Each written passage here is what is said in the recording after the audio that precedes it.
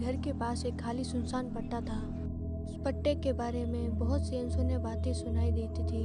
कहा जाता था कि यहाँ पर बहुत से बच्चों को मारकर जिंदा दफना दिया गया था और कई कई औरतों को भी मार दिया गया था।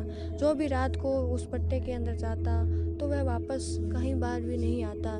ये सुनकर मैं वहाँ पर गई और मैंने जो देखा उसके बाद मैंने अपने होश तो संभाल ही लिए, लेकिन भगवान की मुझ पर बहुत कृपा रही कि मैं बचकर आ गई। जब मैं उस पट्टे के अंदर गई तो मुझे वहाँ पर बहुत डर लगने लगा, क्योंकि वहाँ पर इतनी गंदी आवाज़ें आ रही थी। मैं वहाँ से भागना चाहती थी लेकिन मैं हिल ही नहीं पा रही थी। मैंने बहुत कोशिश की कि मैं यहाँ से चली जाऊँ, लेकिन मुझसे चला भी नहीं जा रहा था।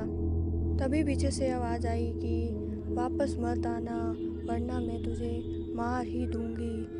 इस प्रकार की आवाज़ सुनकर मैं वहीं पर जमी सी रह गई। मुझे थोड़ी देर कुछ पता ही नहीं चला कि आखिर हो क्या रहा है।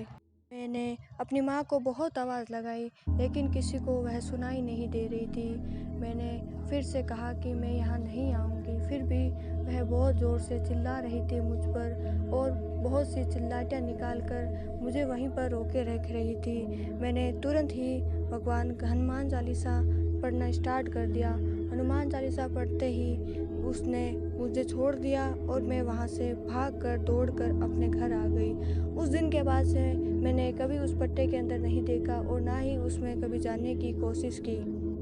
और मुझे आज भी उस दिन के बहुत सारे सपने आते हैं और मैंने वहाँ पर कभी जाना भी अच्छा नहीं समझा। मुझे रात भर वही सपने आते रहते हैं और जिसके बारे में मैंने सुना था वह बिल्कुल सही ही था।